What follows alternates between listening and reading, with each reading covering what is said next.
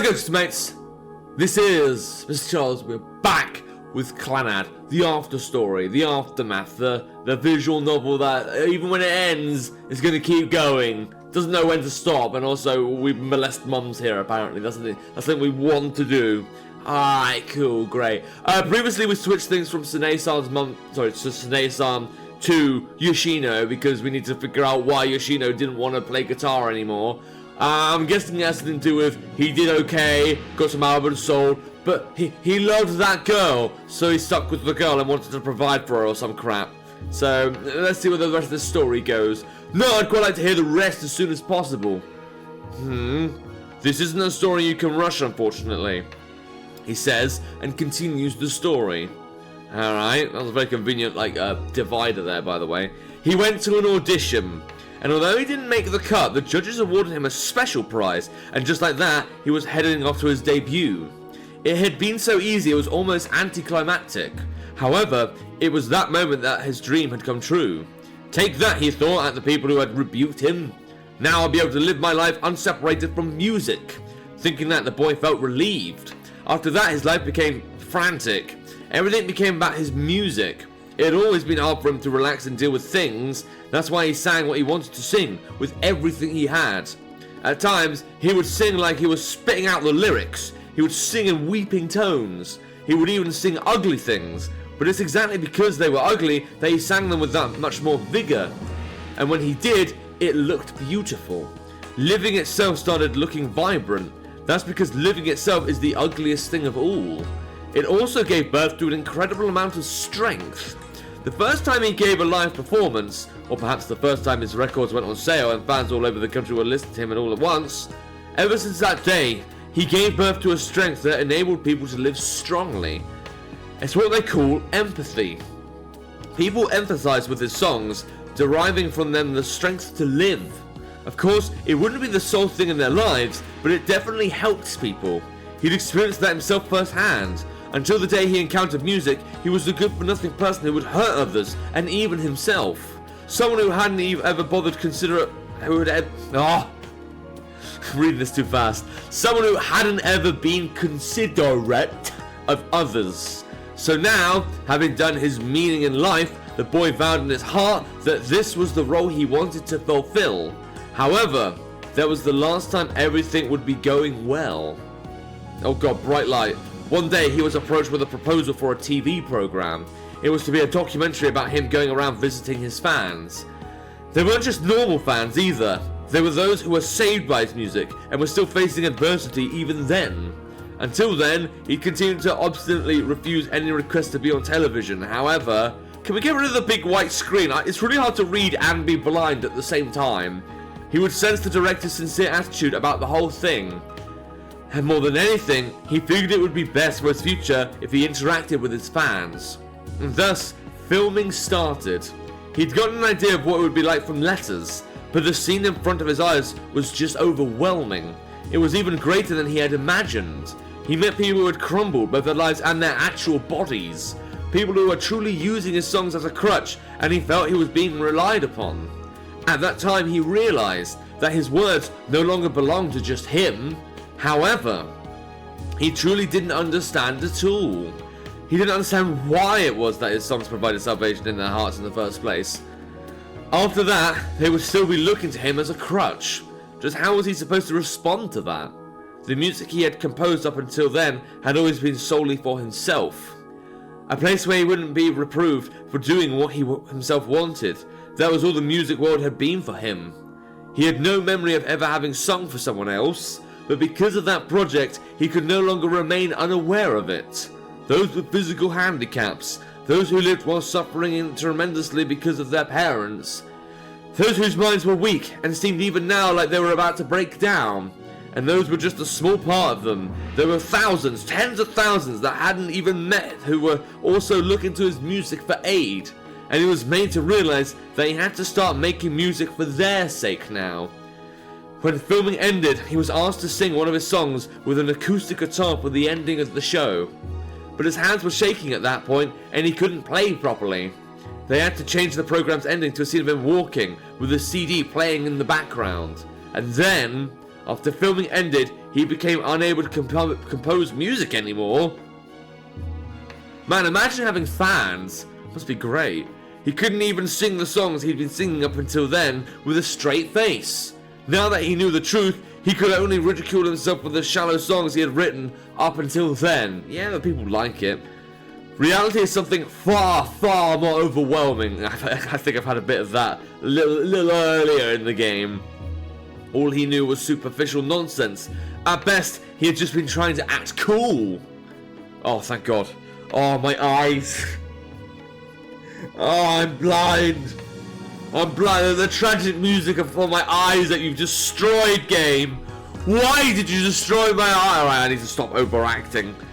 He continued distressing himself over this. He couldn't sing, and he couldn't write songs. The record company told him to take a break for a while. He'd been frantically recording songs and doing performances ever since he made his debut, after all. So it was only natural he was tired. He spent his time in idleness, not even enjoying the rare break from work. About half a year had passed. One of the people he'd met via the program committed a crime. Oh! A big crime. One that cannot ever be undone. A face he... now going tense music. A face he recognised was displayed on TV. He thought it was all his fault. It was all because he let himself come to a stop. He simply had to go on. He had to keep on going for the sake of those that needed him. Thinking that, he grabbed his guitar and started singing again. It was probably from there that he started running himself to ruin. He became unable to distinguish what he was singing from reality. He had reached the point that he started living a life of ideals, fixated on the idea that fixated on the idea that was okay, let's correct that. Fixated on the idea that was no, that's not right either. Maybe it's just two that's. Alright, fixated on the idea that was what everyone needed. Even he didn't really understand why he was singing these things. But he shook off his doubts and continued singing. It was a battle. But as he continued fighting, he continued making enemies. He continued bellowing, he continued verbally assaulting them. To all the enemies he himself was continuing to create, in the end, his ideals and lip service simply didn't stand a chance to them anymore. In order to mow them down, he had no other choice but to strike out at reality itself. Because there was nothing more pitiful than the reality he was facing at that moment. As a result, his songs deviated from ideals and instead became something degenerate. They no longer granted hope or courage, just the bitterness of reality. He even stopped singing his love songs. They were unsightly. Whenever he was about to sing, he'd get sick to his stomach. All of it was hypocrisy. He was projecting a false image. He couldn't even understand himself anymore. His lyrics became inconsistent. Once he got to his second line, he'd already contradicted his first. He even sang that if you want to live, then you should die. It was just abnormal. All that was left was for his pretenses to come falling down. He was supposed to just sing whatever he wanted to sing. It had been hopeless to try to sing just to save other people. If it could only end with him breaking down. Maybe he shouldn't have been so weak. No, that's wrong. If he was too strong, that itself would have been hypocrisy. He felt sick to his stomach. He was in constant contradiction with himself. But he also had to cover up those contradictions somehow. In the midst of his contradictions, he had to pretend as if he hadn't noticed them. Because he was scared of losing his music. Music was the only thing he had. And to protect that, he turned to... Oh, for fuck's sake. Can we stop with the music yet? Oh, God, I don't like drug use. Okay. He turned to drugs. He was already in complete contradiction now. The music he had depended on so people wouldn't hold him in contempt. In order to protect that, he started doing something so incredibly contemptible. But at the time, he didn't even realize that. Because he succeeded at masking all of his contradictions to the public. As long as he continued doing that, he continued wanting to sing. Even if he couldn't sing properly, he would still record his songs. Oh, stop talking about drugs. I hate drug abuse. He'd buy his drugs himself late at night, carefree from any suspicions, but he got tracked soon enough. He was tried for his crime and locked up in prison. Before he knew it, he was lying on top of a white hospital bed, being treated for drug dependence. He had his mind and body completely rinsed, and when he finally left the hospital, he'd lost his place in the world. That was absolutely horrible. I hate drug abuse. It's like, anyone ever asked me what I'm afraid of? Drugs. Drug abuse. I mean, there's obviously more sensible things to be afraid of, like lions or, I don't know, knives or needles or some shit. But drugs is its own kind of disgusted, faint-inducing fear. Just about everyone knew his face as an insane rocker that failed in trying to found a cult. Everyone was pointing at him, whispering behind his back. It was the destruction of someone who had made a mistake. Just where was he supposed to go to now, with that tainted body of his? Even if he had washed his body, his sin would be stuck on him for the rest of his life, along with his face that everyone knew. He'd lost music, he didn't have any parents, there was nothing left for him to do, as is the nature of good-for-nothing people like him. After losing his sole support in life, all that was left was to keep on falling down, without restraint. He started living like a vagrant. He even continued perpetuating his crimes. It was his only choice. He started thinking that if living itself was really such an ugly thing, that he'd rather lose his life. He spent every day in the depths of the abyss, and amidst a life like that, this is what he wished just once. I want to go back to my hometown. If he could go back to that time he enjoyed most in life, even if for just a second, that's all he wanted. So solely for that reason, he returned to his old home where he was born and raised. And of course it's the same fucking place. And there, he had a reunion. He stepped down from the bus, and as he staggered onward like some sleepwalker with no possessions of his own, there at the end of his path was the female teacher from that day, which was just hanging out just like a cool person. It was a complete coincidence, and to him, it was the worst thing that could have happened. How cruel is this world? Do we have to go that far to torment me? Right in front of the person I professed my dreams to? I committed these crimes, destroyed my dreams. Just why did she have to appear? Does this town hate me? Is that how heavy my crimes are? That you have to smash my mind to bits like this? Really? I just want to end it all? That's what he thought. But that person just continued smiling at him gently. And she asked him, are you still continuing your music? Your dream will come true as long as you keep at it, so don't quit, okay? Keep taking drugs. Hearing those words. Oh, everything's nice now. Oh, he had a breakdown. Good. He cried. The tears continued spilling out one after another. They wouldn't stop. Of course, it has to be a bright fucking white light again. He sobbed and continued crying like a child. Even now, this town was the same as before. It was the same as when he was still following his dreams. It was the same as when he was a boy. It was gentle. Things should have just remained like this to begin with. He should have just remained here in this town. He should have just continued staying here all the while loving her. And he should have continued singing his love songs, if only just for her. Not for anyone else, but just for the person he loved. Isn't that nice? Oh, good. Yoshino-san lowers his head. His bangs fall over his face, hiding his expression from me. Yeah?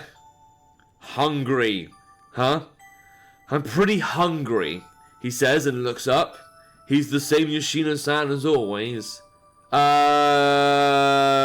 No, don't close my... Oh my god. Ask if there's more, okay.